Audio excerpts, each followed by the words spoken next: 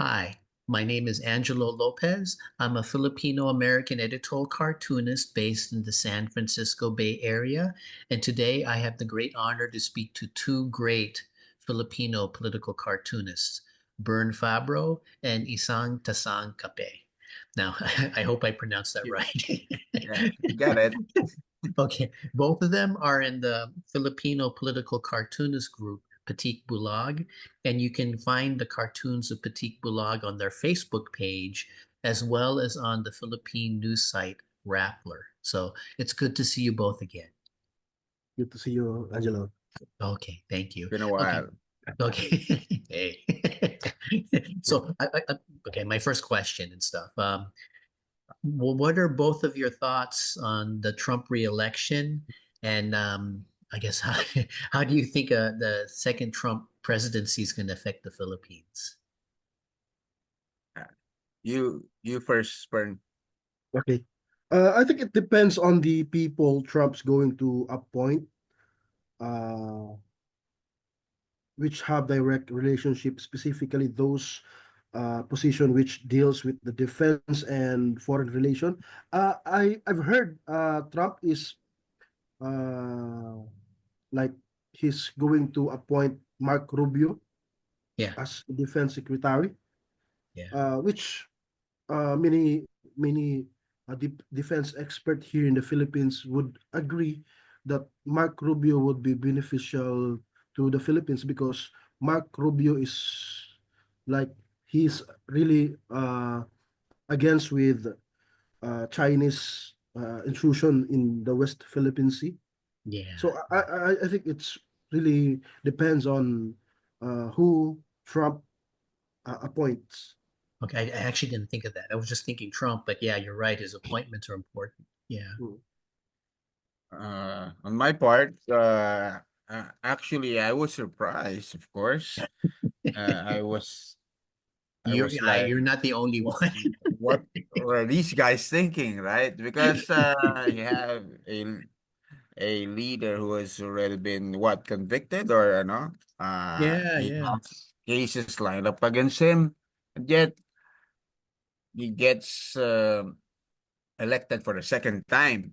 yeah, But like what Burns said, maybe Trump learned his lessons, maybe, and it depends on who he appoints, what are his next moves, and let's hope he doesn't throw his weight around just like during his first term. yeah. So, and I'm quite concerned about you've seen what he's done during his first term. He's been chummies with Putin and Yeah. relatively friendly with Xi.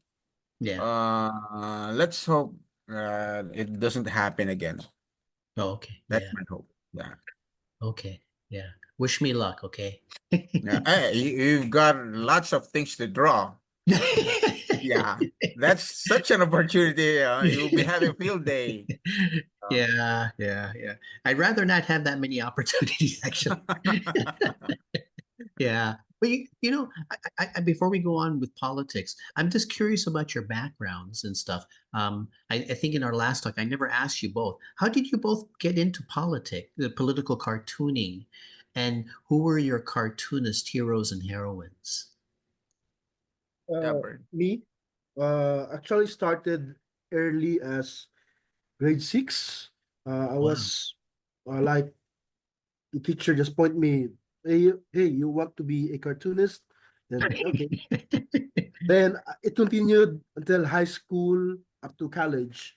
In college, we have a scholarship Uh-huh. for doing cartoons. So I Oh, think there's a cartooning scholarship? no, it's in the school publication. So we have a, if you're a member of the school publication, you have a like 100% scholarship Oh, okay. to go to school free.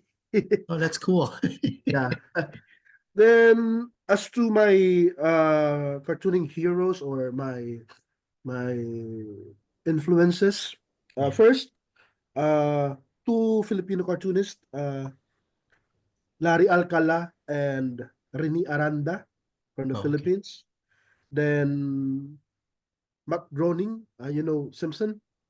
Oh, yeah, yeah, yeah, yeah, yeah. My work is actually influenced by how the characters of the Simpsons are drawn, you know. Yeah. Then Sergio Aragones from Spain. Is he Then the Mad last, guy? Is he from Sir, Mad? Mad yeah, yeah, Magazine? Oh, Mad, okay, okay. Mad Yeah, Magazine. okay. And lastly, my friend, it's Lat from Malaysia. Oh, He was actually just been declared as a national artist in Malaysia just oh, recently. wow. Okay. Yeah. He actually gave me a book straight from Malaysia. Wow. And of course it's really like overwhelming for me to receive a book from my one of my idols, you know. Yeah. Yeah. Does he have, did he do like an autograph in the book for you? Yeah, yeah. He wrote an autograph. Actually, Mm. his works are displayed in the airport in Malaysia. When I went to Malaysia, I Oh, wow. just saw at least two of his works being displayed at the airport of Malaysia. Oh, wow. Then we actually what you call that? We were supposed to meet in Malaysia, but unfortunately time was not in favor with us. So Oh, probably my next visit in Malaysia will going to visit Lat. oh, that must be big though. I mean, if his stuff is in the airport and stuff, that Yeah, must be pretty cool. Yeah. it's really a like a cultural icon in Malaysia, like Wow. Larry Alcala in the Philippines. Yeah, okay. It's a Is cultural Alcala sort icon. of a martial law cartoonist, or is he, I don't know him and stuff. One of my problems, I don't know the history of Filipino cartooning and stuff. Is he a martial law cartoonist or no? I'm actually not sure, no, because I was only introduced to the works of Larry Alcala just recently, like in the 1990s. So Oh, I okay. was not familiar with his work during the martial law era. But Okay. I'm sure Rene Aranda is one of the earliest cartoonists that has really good what you call that uh, Kind good of at draftsmanship. criticizing government. Oh, yeah, yeah. Yeah, yeah. One of the things I'm going to try to do once you tell me you're a cartoonist, I'm going to look it up on the internet and try to learn more about them. Yeah. Yeah, yeah. What about you, Dennis? Or what is Isan? Um, well, for my part, I really started out as a gag cartoonist. Oh, When I was young, like most of us, we start young. We copy things we see in the animated series, yeah, yeah. cartoons. Then, while I was growing up, um, I pick up this Calvin and Hobbes, Oh, by Bill Watterson. Then I'd like to draw like him, but yeah, it's very hard to draw using brush. So, yeah. but I pick up, how he delivers his gags, his jokes. Then along the way, I had my first comic strip in the Philippine Star, which is basically a rip off of Calvin and Hobbes. Two guys just a partner, Yeah, yeah. like those characters, but along the way, similar to Bird's experience, I became a illustrator for a college magazine. Oh, Then my first job was being a cartoonist for the Philippine Star. I did side hustles doing editorial cartoons for minor publications. Eventually, I became a judge for a national competition here in campus journalism, yeah. and I've been lecturing about editorial cartooning. Oh, Then, but I wasn't really doing churning out editorial cartoons. I was doing gag cartoons, but oh, I became very serious about editorial cartooning really during the time of former President Duterte when fake news became a staple online, you Yeah. know. Somehow I thought to myself, we have to combat this, no? Yeah. If they're using, and most of them use graphics to trick people, why not use my cartoons to try to educate people? So since then, I've been regularly doing editorial cartoons. Yeah. Influences. You have Bill Watterson as a gag cartoonist. Of course, Larry Alcala is very, actually, he's a gag cartoonist. Yeah. No, he's very good at making people laugh. Yeah, I remember reading this funny comics.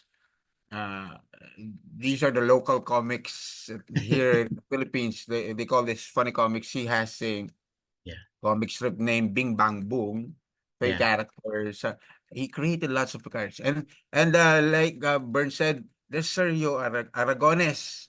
Yeah. No, I'd like he can communicate his joke sometimes even without the use of talk balloons. No, Yeah. Yeah. and then when it comes to editorial cartooning, uh, you have various what we call these masters like Easy Eason. He's very good at uh, doing editorial cartoons, and his heydays were during the martial law days. Yeah. You might want to look him up. Easy Okay. Eason. There's also Cesar Son Bismonte from the Manila Standard.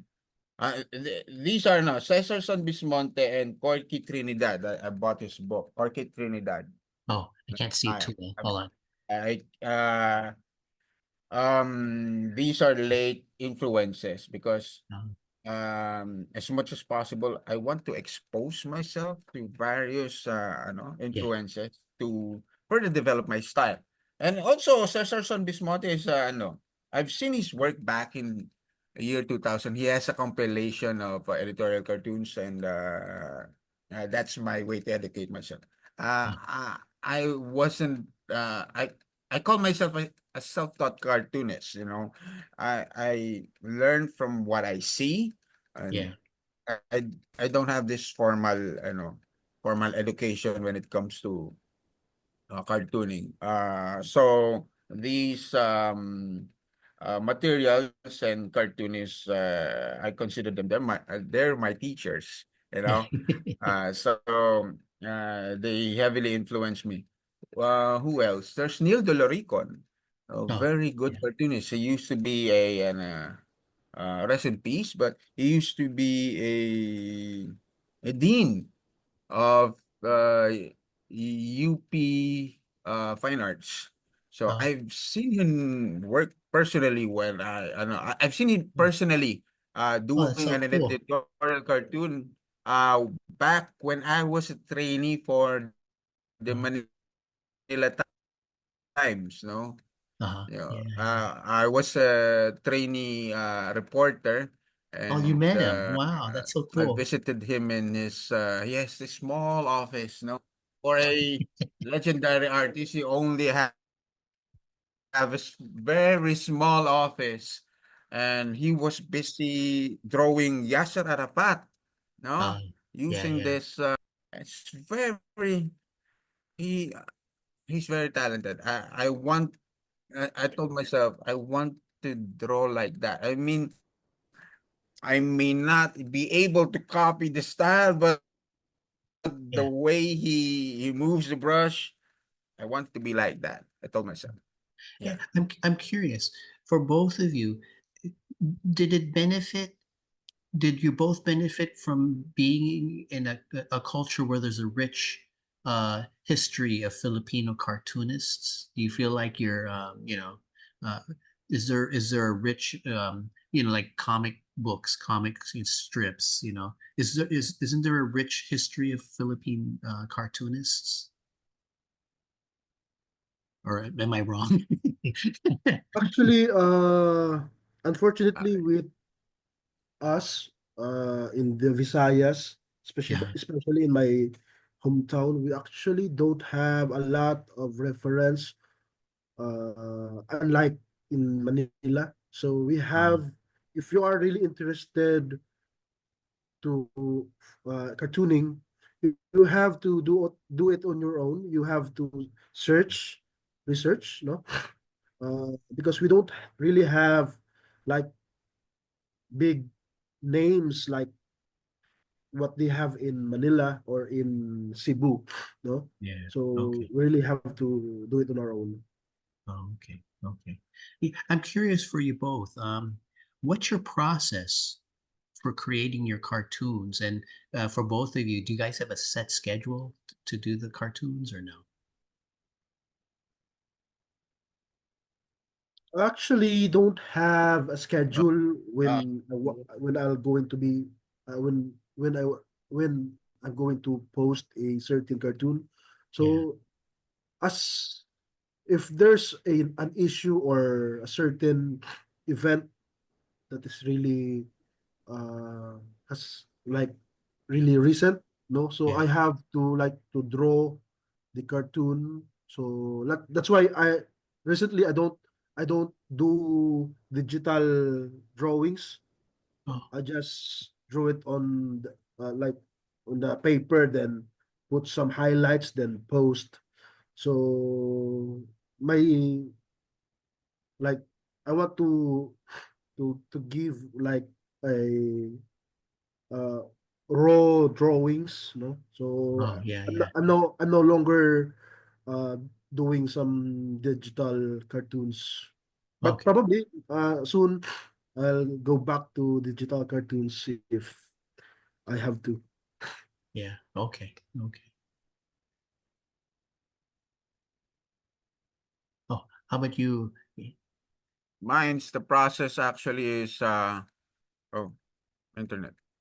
You can you hear me? I think Yeah, I it's can the hear you. I internet can is hear you. unstable. Can Okay. you hear me? Yeah, I can. Okay. Okay. For me, the process is usually it starts with an issue, an important political event. That's the usual path. Then I think about ideas, uh, how uh, how to map. I first map out. I first think about an idea, Mhm. you know, uh, to execute my upper first. But if I don't have time, I go directly to my laptop, then fresh it out digitally. Okay. That's my process. Sometimes the cartoon comes first, even without the topic. Oh. Sometimes I Uh-huh. see a potential idea, then I write it down. No, I Yeah. might be able to use this idea in the future. Yeah? And Yeah, yeah. when this topic comes out, I have this ideas just waiting to be drawn. Yeah. Then I execute it. Oh, okay. I usually do it digitally, but when I have time, from time to time, I also try traditional cartooning because um, it provides exercise for my hands. Yeah, yeah. And I've seen, we met, Bern and me met people from Cartooning for Peace, and I've seen them do live drawings very fast, no?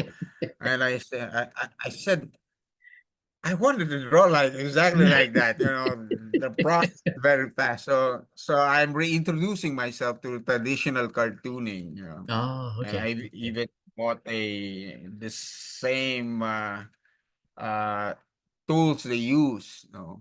Yeah. That's a problem with with cartooning or fine arts. Really, is the tools we use are usually expensive, or maybe Yeah. the education is, you know Yeah. you study fine arts and it will really break the bank, you know.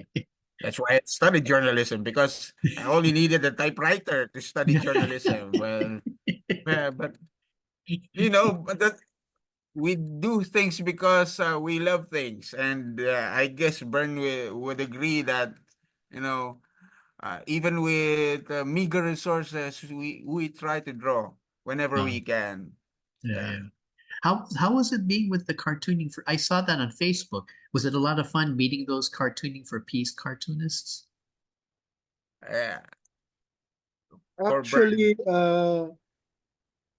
at first I was actually hesitant to approach them, no, because of Oh, course, I can't really speak English fluently, so oh, I'm a bit nervous. oh, But okay. then, as when we talked, we actually did have a good time. No, we share our thoughts, Yeah, um, not just on the style, but basically on what's happening here in the Philippines. So yeah, they're actually curious on what's the political atmosphere here in the Philippines as compared in Europe or in Taiwan, in Australia, or in India. yeah, So there's actually similarities between their countries and ours, yeah. but basically Europe is really like they have all the liberties to draw the cartoons, unlike here in the Philippines. You know. Okay, okay. Yeah. Well, okay. Let me get to my next question then. Could you tell me a little bit about the Cebu Lampoon Festival? And I guess for both of you, why is it important to encourage a younger generation of political cartoonists?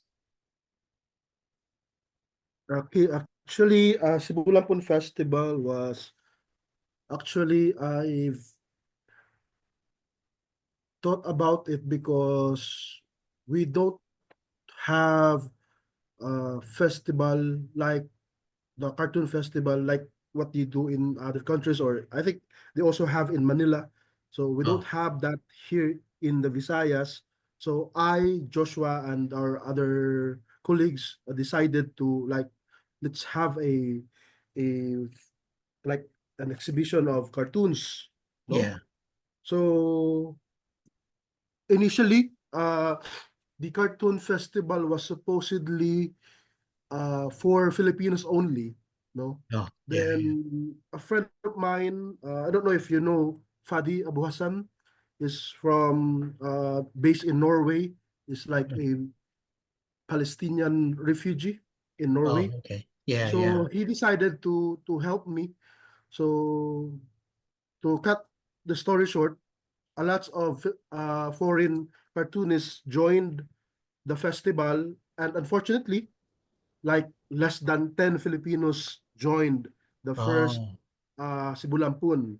But yeah. when we had the recent exhibition, the fourth Cebu Lampun, so it's actually the first time that we have more than half of exhibitors that are all Filipinos, no? Yeah. So it's actually really a dream come true for us to Yeah. cater Filipino cartoonists in here in Cebu.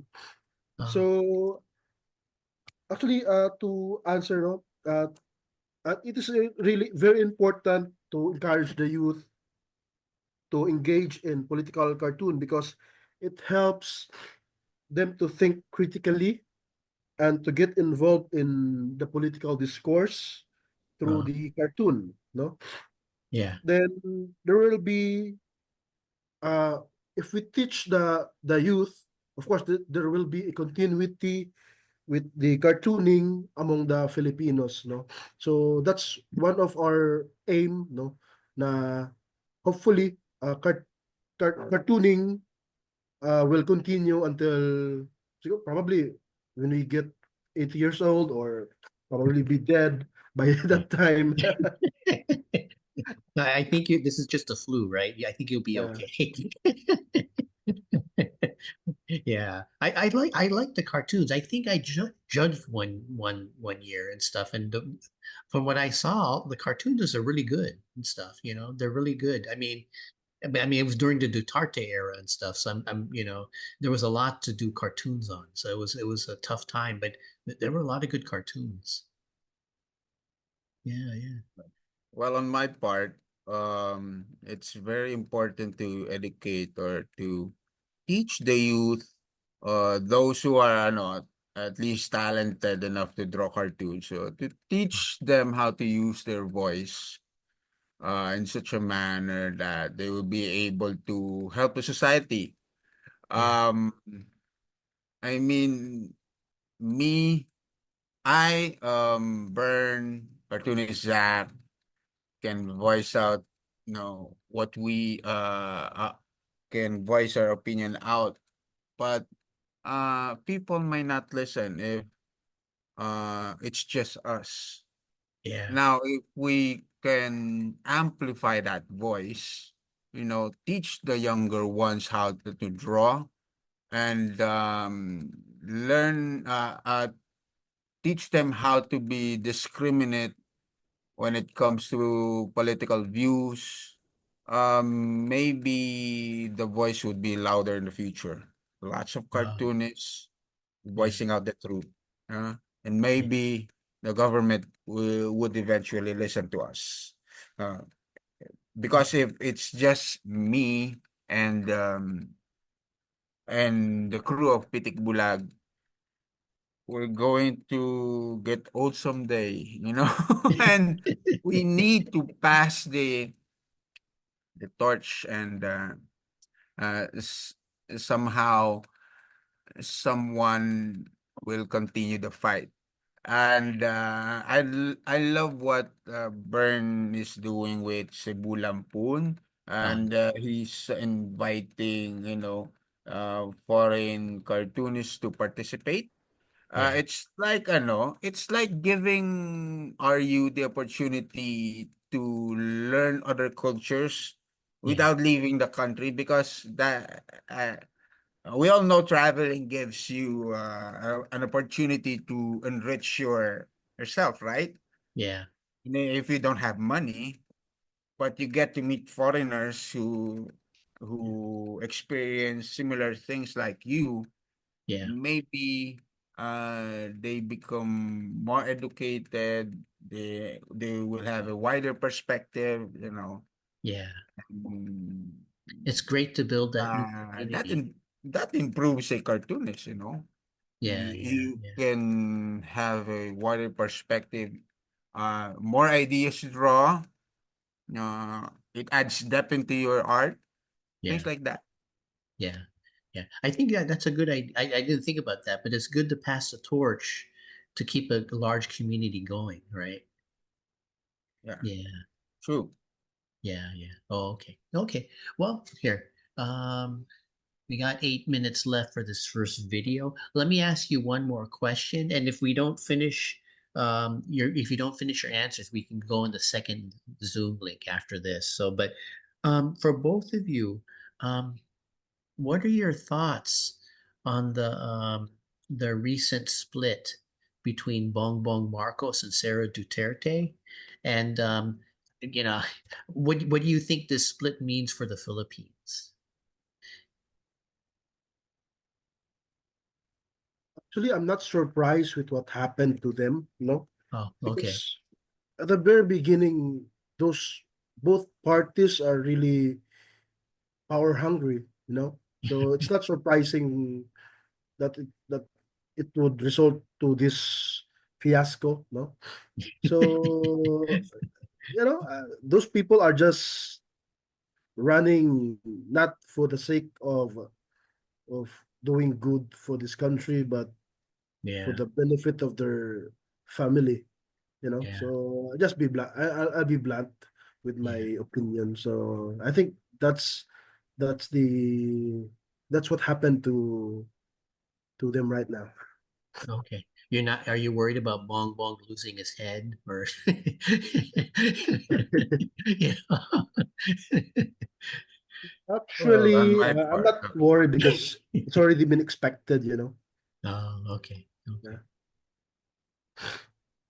Uh, well, on my part, I thought that initially I thought that feud was made up.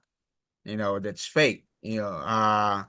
They're trying to make it look that there is an opposition. yeah. Initially, that's what I was thinking. But when uh, when the vice president went all out against her former running mate, and then I told myself, "Oh, well, this is serious. The gloves are off." And Yeah. Yeah. she said things that she's going to unearth Ferdinand Marcos Sr. from the grave, or Yeah. throw it somewhere. You don't tell that to somebody's dad, right? And Yeah, I yet she know. did. So the hate is real. Yeah. And uh, uh, like Bern said, it was inevitable because you have two power hungry uh family of politicians, wanting to hold on the power, and it's just for them, not for the Filipinos. That's the painful reality their minions will have to Yeah. realize. Uh, Yeah. Oh, and okay. in the end, the losers are Filipinos because they don't really care about us. Yeah. Yeah. They all they care about is covering their asses, especially the Dutertes. Yeah. Um, the power has tilted on Bongbong Marcos' side because he's currently the president, and what the Dutertes are trying to do is save themselves from being prosecuted because over the issues on extrajudicial killings. Oh, oh, okay. You're talking about the Um, ICC, right? you have their minions like Bato, you have Bongo. They are all liable if this case in the ICC prospers. And Yeah. what they're trying to do is to survive until the next elections, basically. Uh, So if the political climate becomes favorable to them, then God forbid, they will really hit back hard. yeah. And Marcos, for his part, actually is very different from Marcos Sr. And the circumstances is very different anyway. You Yeah. know, he's been quite like an average, sometimes below average president. Oh, And the Dutertes are, you know, taking advantage of that and okay. using their resources. Like we have this very huge number of trolls that Marcos used to use Yeah. to, to put his family back in power. Now that the rift is there, the Dutertes are using the very same trolls to bring down uh Marcos Jr. Making of videos, him Yeah. sniffing Yeah. Yeah. cocaine. They're very good at that. Splicing videos, editing videos Oh, to make Marcus look bad. yeah. Yeah. And it's already bad. you know. Yeah. So that's the situation here. And we, the witnesses, are having lots of things to draw. Are you, are you dreading Sarah? If do you think Sarah is still popular enough to be president? What was it, 2028? Is that when she's going to be? Is that when the next presidential elections is going to be? Or because Marcos is 2 years now, right? So is it 2028? That's he's going to be. the next elections? Okay, yeah. Is Sarah still popular, or is her popularity waning?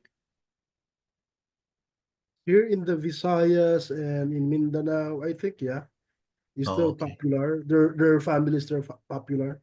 Okay. So it's still alarming. Oh, okay. So they might Okay. win. Okay. Good luck to you guys, okay? Good luck. Well, Yeah. So that's the okay. problem. Yeah, yeah. Okay, so welcome back to the to our talk and stuff. And I want to give a special thanks to Bern because Bern is actually a little bit sick right now. But even though he's sick, he decided to keep participating to this talk and stuff. So thank you, Bern, for continuing to talk to us, even though I hope you don't die from our talk. So yeah, that'll be bad for my consciousness. But if it winds up being a good talk, maybe that's the sacrifice we have to take. So, but so here, let me ask the next question and stuff because I'm kind of curious about this. What's been going on lately with China and the West Philippine Sea?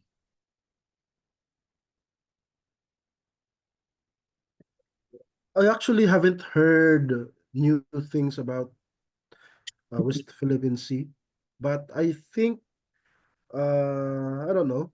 Probably the atmosphere will change.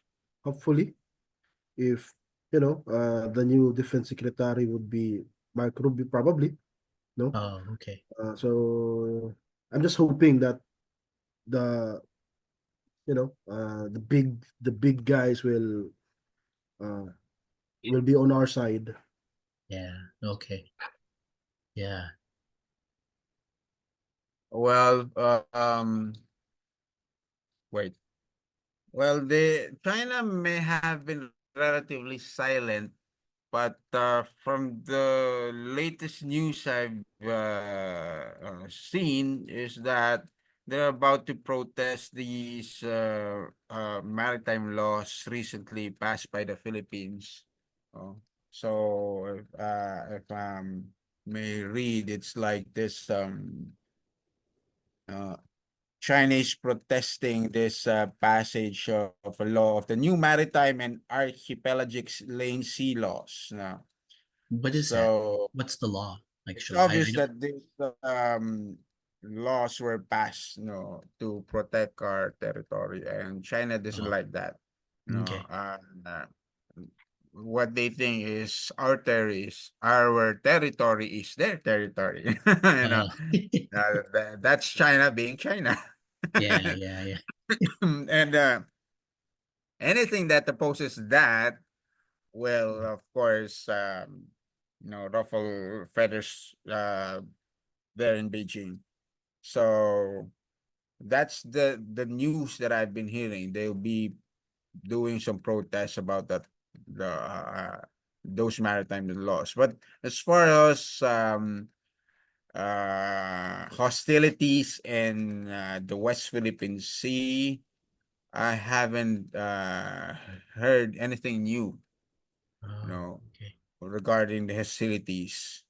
Yeah, Yeah, that's it. I hope they be China will be more, uh, uh, friendly to us. yeah, yeah, I don't know with Trump back in the saddle. yeah, So let's hope things will improve for us.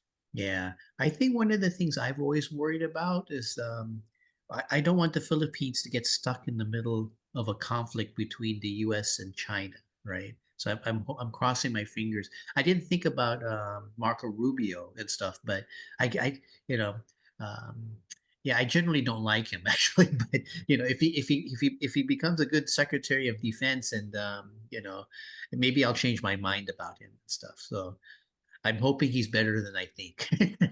You know, But yeah. I'm sorry. I think you froze. Were you saying something or? Oh, ITK. I think you froze. Were you saying something or? Oh, can you hear me? Can you hear me? No, no. No. Uh,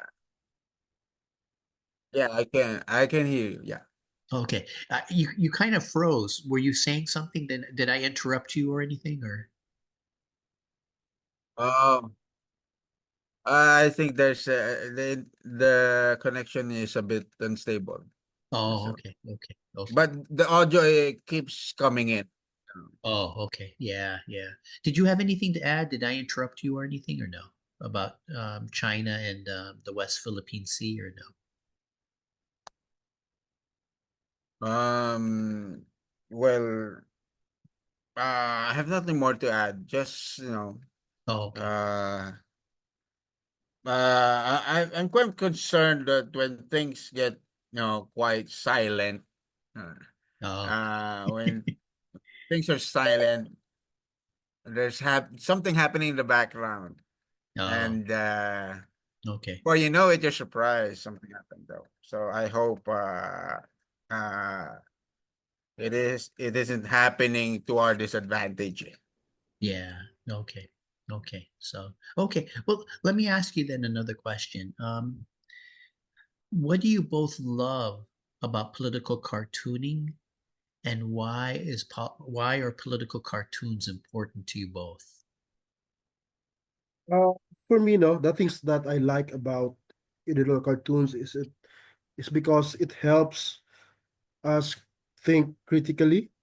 Yeah. Then it's also therapeutic emotionally because, of course, what you can share whatever bothering your mind. Yeah. Then the last thing is it gives the chance to give impact to the world, or at least to someone else's life, no. Yeah. So I hope that uh whatever I do, I hope it has impact to at least even one person, no. Yeah. So I hope, I'm just hoping. Yeah. Well, for my part, what I like about editorial cartoons is the first the gag part because like I said before, I started out to say gag cartoonist, and the the the comedy part, the humor. No, Yeah. that's the first thing I like about editorial cartoon. And we've been making fun of the guys upstairs, the powerful people. No, that's why Yeah. we use satire. No, you make fun of those in power. Yeah. And while you're doing that, you're helping the people who are, the less fortunate. Yeah. Yeah. And when making fun of those the powerful, you don't notice that you're already protecting the less unfortunate, Yeah. you know in a humorous way. Then second thing I like about editorial cartooning is you know uh it makes you it challenge you to analyze Oh, issues, yeah. and you're trying to make the issue more palatable to those who could not understand the topics, Yeah.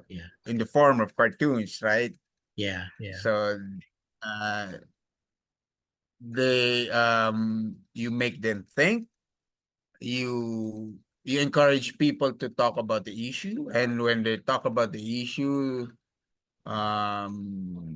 they begin to weigh in what's wrong and what's right about the issue, and Yeah. I hope they take action. Yeah. Yeah. So I hope we encourage them to do something about the issue. Yeah. Are we allowing this to happen? There's something wrong with the picture. What are Yeah. you going to do with it? That's what I'm trying to do. Make people realize there's something wrong in the society while making them laugh in the process. And hopefully, encourage them to take action. Yeah. So that's my contribution, to make Yeah. things to make people realize. That's why I called my cartoons Isang Tasang Kape, which means a cup of coffee. Isang Tasang Kape means a cup of coffee. And Yeah. why do you drink coffee in the morning? To wake your senses up. Yeah. And in a sense, I'm trying to wake, those people up, make them realize that Yeah. what's happening is not exactly right. And what are you going to do about it? Yeah, yeah. That's a good thing. I think I have the exact same motivation and stuff. When Duterte was president and stuff, I was trying to use my cartoons to let the Filipino American community know something crazy is going on in the Philippines right now that you guys need to know about and stuff. Yeah, I had the exact same thing and stuff. I think before then, I was doing cartoons, but you know, um, it wasn't as urgent. Once Duterte became president, I really felt an urgency in my cartoons. That sounds like the same with you and stuff, right? Yeah, yeah, and stuff. And you too, Bird, I guess. Yeah. Are you falling Well, asleep? Is the flu getting to you? I'm sorry. must be the meds. Uh, yeah, yeah, yeah. Yeah, if you start getting, yeah, blow your nose if you have to and stuff. That's okay. Okay. I guess let me ask my last question then. Both of you have gone through Duterte and you're going through Marcos now and stuff. What advice would you give to me as the US goes through a second Trump presidency? Oh, Okay. So I think we just have the same, no, the same problem or after the election. So what I've learned uh, in the result of the recent election in the Philippines is that always remember that life doesn't end there. No, you yeah, may rest for a while, but never stop doing cartoons. So yeah, cartoonists are tested in these trying times. So I think we are capable of, moving on. yeah, No, so I think that's the only important thing for us cartoonists to do during these trying times. yeah. Kind of So persist, yeah, right? Yeah. yeah. Okay. Yeah. Well, for me, Bern reminded me of that time when Marcos won. Um, you know, I felt like we failed ourselves, Uh, because that that that family that we didn't want to return to power eventually succeeded.